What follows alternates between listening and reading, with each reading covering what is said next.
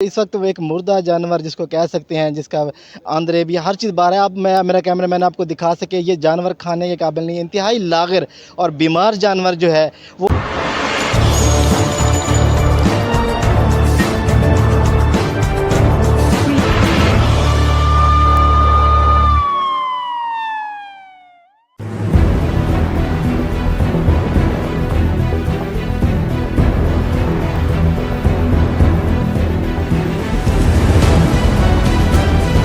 जी, मैं बिल्कुल इस वक़्त मौजूद हूँ खेड़ा चौक इलाका थाना मखदूम रशीद की हदूद है।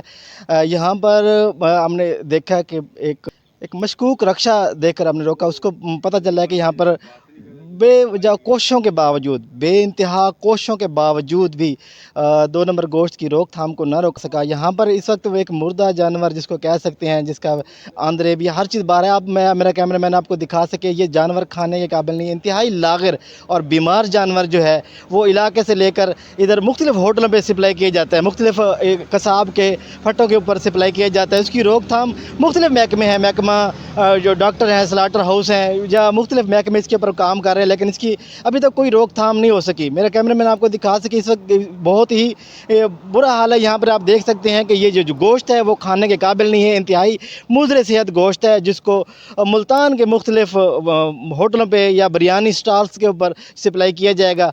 तो ये सूरत हाल है इसकी। मैं मुतल्लिक़ा तमाम इदारों से गुजारिश करूँगा कि इस तरह के जो गोश्त है उसकी रोकथाम की।